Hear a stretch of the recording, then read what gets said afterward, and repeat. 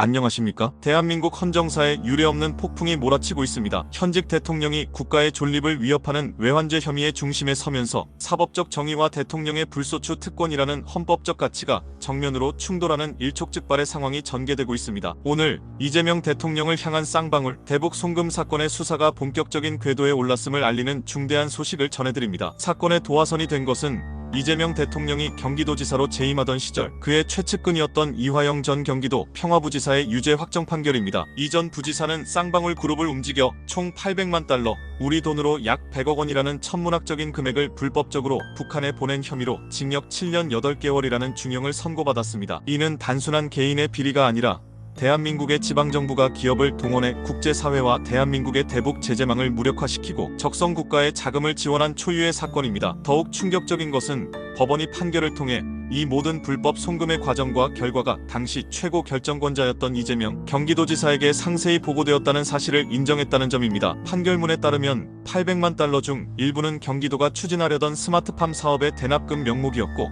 나머지 일부는 이재명 지사 개인의 방북을 성사시키기 위한 비용이었습니다. 이는 이 사건이 이재명 대통령의 정치적 이익과 직접적으로 연결되어 있음을 시사하는 결정적 대목입니다. 이 판결이 나오자마자 서민민생대책위원회, 가로세로 연구소, 자유대한호국단 등 그동안 이 문제를 예의주시해온 시민단체들은 즉각 행동에 나섰습니다. 그들은 이재명 대통령이 이 사건의 최종 책임자이며 그의 행위는 대한민국의 주권과 안보를 적에게 팔아넘기려 한 이적죄 혹은 여적죄에 해당한다고 주장하며 검찰과 경찰에 고발장을 제출했습니다. 이 고발이 대한민국 전체를 뒤흔드는 이유는 바로 헌법 제84조에 규정된 대통령의 불소추 특권이라는 견고한 방패를 무력화시킬 수 있는 유일한 예외 조항에 해당하기 때문입니다. 헌법 84조는 대통령은 내란 또는 외환의 죄를 범한 경우를 제외하고는 재직 중 형사상의 소추를 받지 아니한다고 명시합니다. 이 특권은 대통령의 직무 수행 안정성을 보장하기 위한 헌법적 장치입니다. 그러나 국가의 존립 자체를 위협하는 내란과 외환이라는 두 가지 반역 행위에 대해서는 그 어떤 성역도 인정하지 않겠다는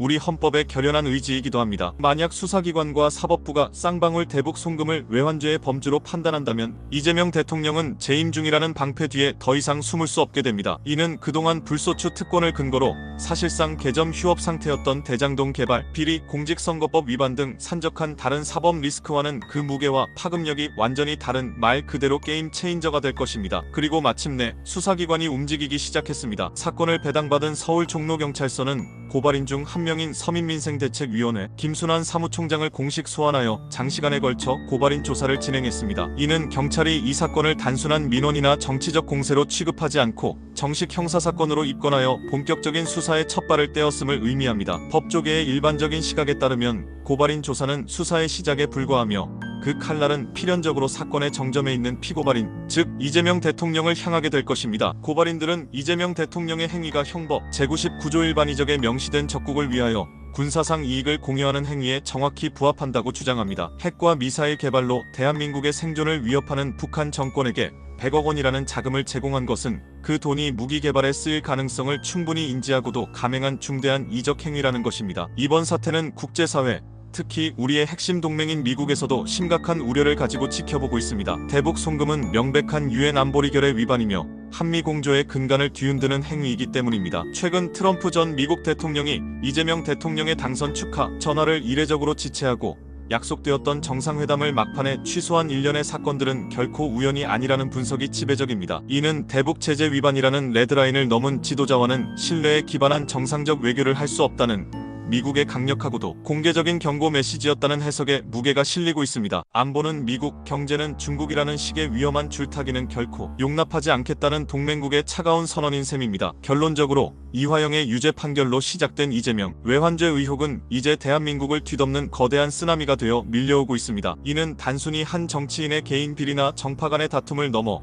헌법의 가치, 국가 안보, 한미 동맹의 신뢰도, 그리고 대한민국의 정체성까지 모든 것이 걸린 총체적 위기입니다. 종로경찰서의 고발인 조사는 이 거대한 역사의 수레바퀴가 움직이기 시작했음을 알리는 신호탄입니다. 앞으로 수사기관이 어떤 의지와 결단으로 피고발인 이재명 대통령에 대한 수사를 진행할지 온 국민이 눈을 부릅뜨고 지켜봐야 할 것입니다.